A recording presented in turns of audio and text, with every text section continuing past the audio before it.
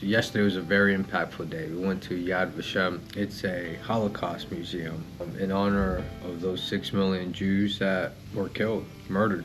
It's good to remember that that happened and that we never forget so that it never happens again. In the evening, we had a Shabbat dinner with a family, a Jewish family who welcomed us, and it was very beautiful to have a Shabbat dinner in the middle of Jerusalem. So that was very nice. Today we are going to see the Garden of Gethsemane, and there's an empty tomb to go see. So we'll catch you guys in the next clip.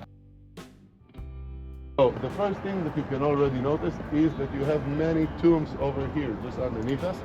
And this is because Mount of Olives is the VIP location for Jewish people to be buried, because according to the Jewish belief, when the Messiah would arrive, all the dead would arise and walk to the temple. The temple is going to be just on the other side of the valley where you see a big gold dome.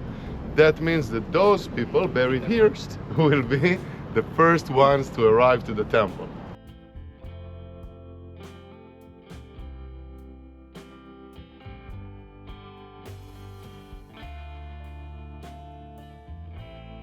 And then in 1867, a Greek farmer was living and working on this land, and he was digging in the rock face for a cistern to collect the winter rainwater, and he discovered a Roman-era tomb. Well, the Christians in this area at the time said, well, hang on a minute, in John 19, verse 21-22, it says, nearby the place that Jesus was crucified was a garden, and in the garden was a new tomb. And the question rose, could this be the place of the crucifixion, burial, and resurrection of Jesus Christ?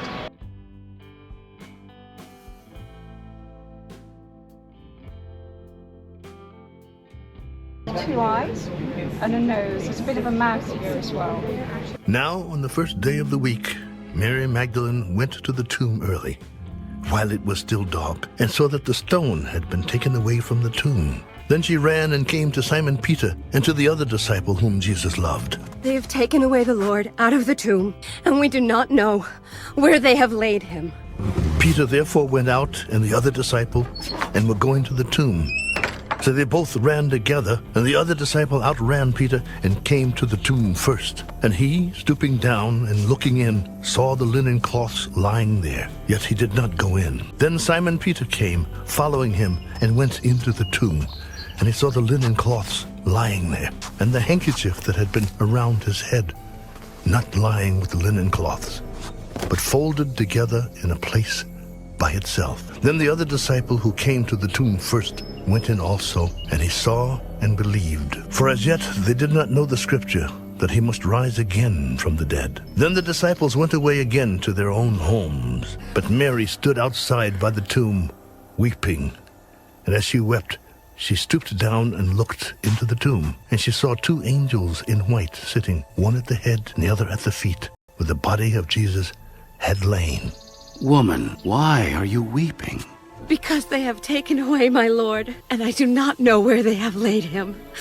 Now, when she had said this, she turned around and saw Jesus standing there, and did not know that it was Jesus.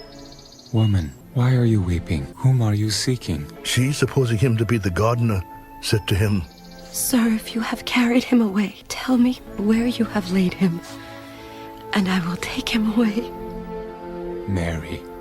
She turned and said to him, Rabboni, which is to say, Teacher.